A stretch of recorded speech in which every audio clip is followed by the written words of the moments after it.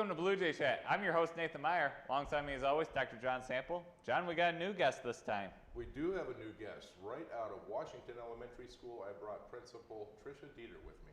Trisha, thanks for joining us. Good morning. My pleasure to be here. All right, so John, every time we got the Board of Ed last night, Board of Education meeting, it went very smoothly. It was a good meeting, and that was the first time too. We do a lot of board recognitions, and we take a lot of photos for our students and our staff that are recognized, but last night was the first night that we did not take our photos in front of a whiteboard or the white wall, because our own Fab Lab with Mr. Josh Zalewski and his Fab Lab students created a backdrop for our photographs. And so it was fitting that they were the first people to be recognized last night. They were the first ones to be present and have the photos taken in front of the backdrop. So Mr. Zalewski challenged his students to come up with a backdrop. Various buildings voted, students and teachers alike. Central office even got a chance to vote for the best design. And so that's what's going to be hanging in our boardroom now when we take photos of those individuals that are board recognized. So that was very nice. Also, we recognized last night student Skylar Hurt. She was the winner of the National Center for Women in Information Technology Awards for Aspirations in Computing. What that boils down to is computer science. And she was one of the outstanding students in Mrs. Dockel's class when it comes to coding, when it comes to all kinds of things. And Mrs. Dockel was the very first person to actually bring coding to Merrill High School. So Skylar does a wonderful job working with drones, virtual and augmented reality, and the coding expo for elementary students. And then fittingly, Mrs. Dockel herself was recognized for being the NCWIT Educator Award winner. Out of 250 applications, she was recognized by the National Center for Women in Informational Technology for her commitment in encouraging young people to enter the computer science field. Michael Dickman was recognized. He's our middle school student that happened to be passing by the radio station and heard Lonnie crying out for help. Lonnie went around, got stuck in a snowbank because he was clearing snow off of the satellite dish, and didn't realize how deep that snow was and was unable to move. And so Michael Dickman is our middle school student that saved the day. He contacted 911 and got Lonnie the assistance he needed. And then finally, of course, with this winter being what it is, Daryl Frick, Jeff Zettler, Matt Ullman, and Steve Osnes, as well as their director, Dale Bergman, were recognized last night. These guys come in sometimes at 1 o'clock in the morning, or they'll leave at 1 o'clock in the morning after clearing snow all day. And their creativity has helped to create, where do we put the snow now, and how much more snow can we take? And so we appreciate them for keeping us safe. One of the other things we talked about last night too is what we're going to do to educate our students what to do in the event of an active shooter or any other dangerous scenario that could cause us to either lock down, evacuate, or fight back. And so we have an ALICE training for students, which will start next year. That's for grades K through high school, and it's developmentally appropriate depending on your grade, and so we're anxious to start rolling that out. And then, we talk about snow days. Trisha Detert organizes our summer school program. I do like the start date that you put on that last night, as it will start in June, because we don't know when that last day is. The board officially approved June 12th is our last school day, but we'll have to see what the weather holds. So, Trisha, what's going on with summer school this summer? Well, as always, this is my third year with the program, and the teachers amaze me with what they bring to the table for students in the summer. A big addition, and hopefully it is something that students are interested at the middle school level. We're really trying to build some opportunities for students at the middle school level. We've added all of the recreational safety courses. So ATV safety, hunter safety, snowmobile safety, and boater safety. Students will have an opportunity to take those courses and become certified. At our pre-kindergarten through 5th grade level, we have a lot of great course offerings, some new ones, an escape room, which is exciting. So they're going to be using science, breakout EDU for technology. We're also partnering with kind of a kickoff to the TV Scott Summer reading program. So we have some reading courses available for students. We have math, science, everything's integrated into our courses. It's a full day. There'll be 6 sessions, and parents will have the opportunity to online register their students in mid-April. It was very successful last year, and we're looking to build on that success. Yeah, because we were talking about the safety courses, I think last Bluejay chat actually. We were. It's been a long process to get where we're at now, and Trisha helped push that through, and we received from the committee level to the board level, it was approved last night. And so we do everything that we can to make sure that, number one, that there's a very high interest level with our students, but number two, sometimes it comes down to safety and being safe and being a responsible young adult. And so I think these courses are going to go a long ways to really providing great experiences outdoors for our kids. Yeah, I know a lot of kids who do go hunting or ATVing and stuff, and these safety courses will just mean they'll be more cognitive of what's going on. So that's an awesome thing. And summer school is such a big part anyways, because the school year might end, but sometimes kids got to either catch up or they want to get ahead.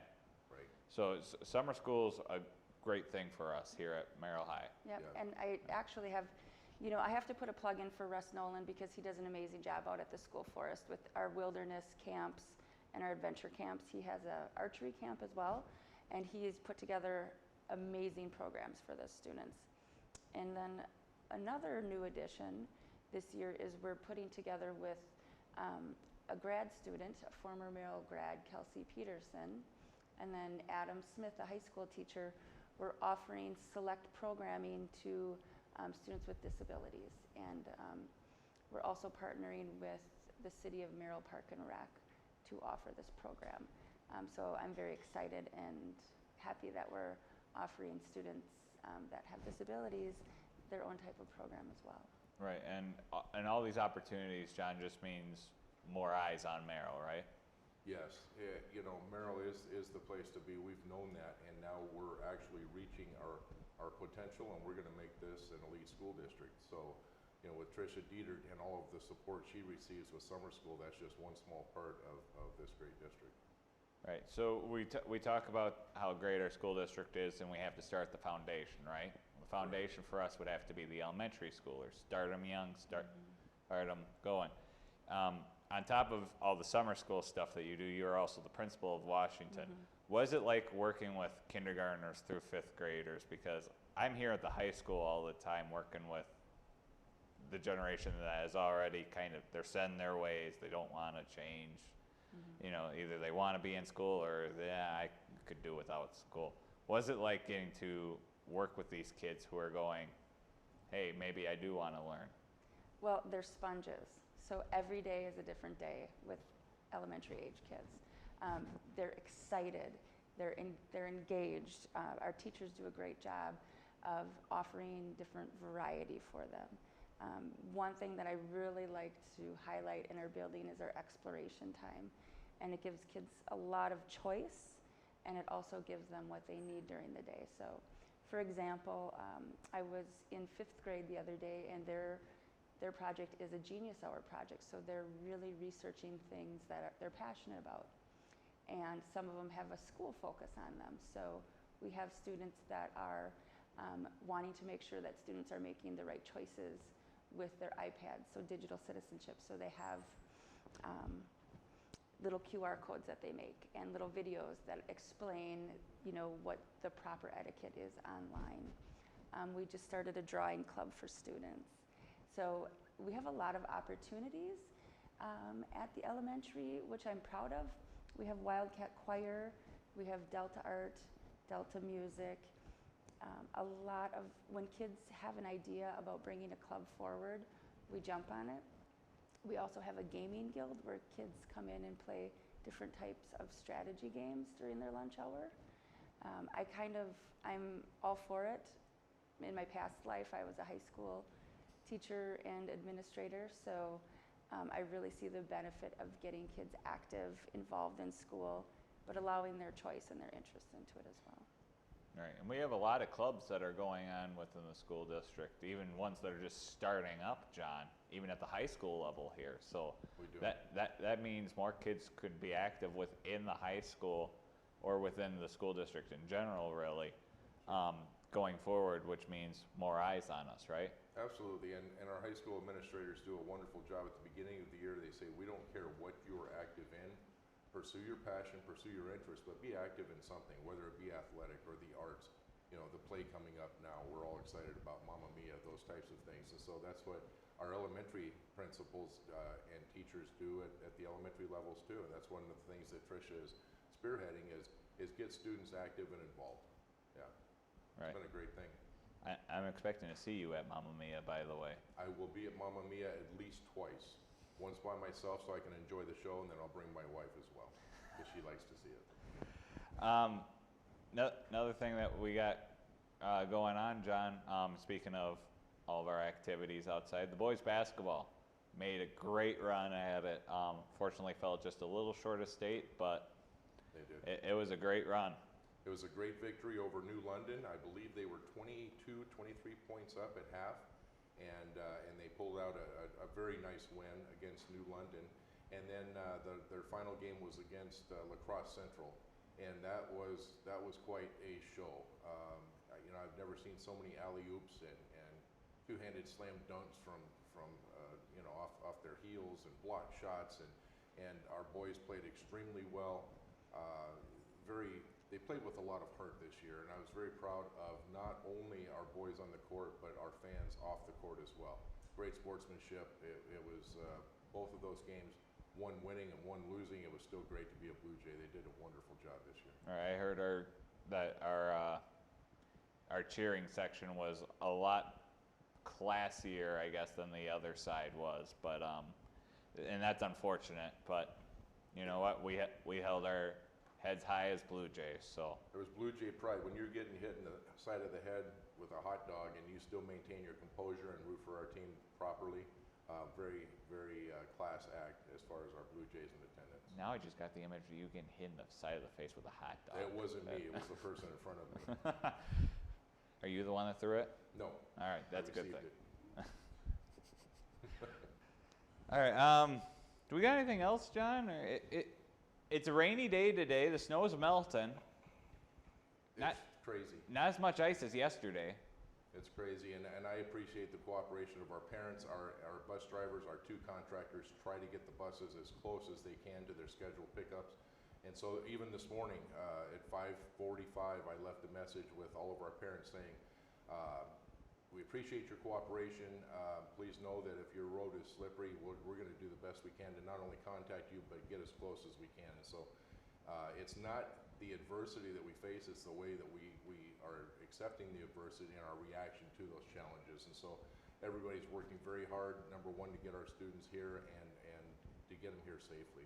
All right, and hopefully if your kid is sick, as we were talking before the show, how many kids are out right now from Washington due to illness? Yesterday we had 84. Today we're at about 62. Yeah, so if they have a fever, they need to be fever-free for 24 hours before you bring them back to school. right, and we want our kids to be healthy and in school, not just in school. Yeah, Lincoln County Health Department, for them, spring break cannot come soon enough, and for our families, so that we can get our families back in their homes, not around other students. So we're really hoping that this will pass quickly, so that our families can enjoy spring break and then also come back healthy. Yep. So the next time viewers will see us, it won't be in Blue Jay chat. Well, am I allowed to say that? Yeah. Am I allowed? Okay, I'm just talking to our one of our directors here. It won't be in Blue Jay chat, John. No Blue Jay chat. No, It's gone? no, and Blue Jay chat's not gone. But remember, you and I are. The next time you see us, I will be taking the trophy for being the best cook of my gumbo recipe. Correct. Yeah. Correct. We'll see about that. Yeah, second place is not bad. It's What? just one off from first. What? There's only two in the competition. I know. So somebody has to win. So quite literally, Ricky Bobby's saying of you, if you're not first, you're last, is correct in this one. That is correct. So I do wish you the best of luck. I'm proud of you for accepting the challenge. I'm just letting you know, I've never cooked gumbo in my life, but if what I have planned works out, it'll be awesome. If not, it'll be a blaze of glory. Yeah. My great-great-grandmother's, she's originally from Louisiana, so I'm using her gumbo recipe that's been in the family for thousands of years, actually. Is she really? Yeah, it'll be really good. Interesting. I wonder if that's a tall tale or not. No wonder you're so tall. You tell a lot of them. Anyways, for Dr. John Sample, for Trisha Detert, thank you for joining Bluejay Chat, and we'll see you for Behind the Foods. Behind the food. Behind the Food.